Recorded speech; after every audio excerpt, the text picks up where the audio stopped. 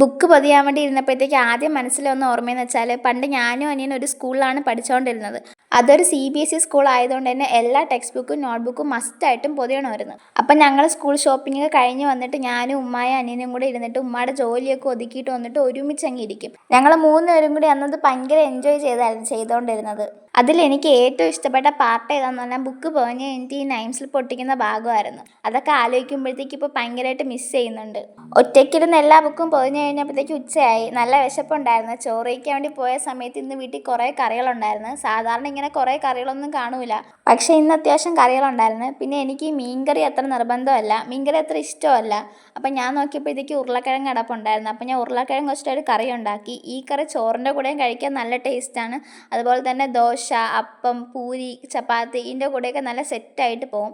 അപ്പോൾ ഇതിൻ്റെ റെസിപ്പി വേണമെങ്കിൽ കമൻറ്റ് ഇട്ടാൽ മതി, ഞാൻ ചെയ്യാം. പിന്നെ എൻ്റെ ചാനൽ ആദ്യമായിട്ട് കാണുന്ന ആരെങ്കിലും ഉണ്ടെങ്കിൽ ഒന്ന് സബ്സ്ക്രൈബ് ചെയ്തുകൂടി എന്നെ സപ്പോർട്ട് ചെയ്യണേ.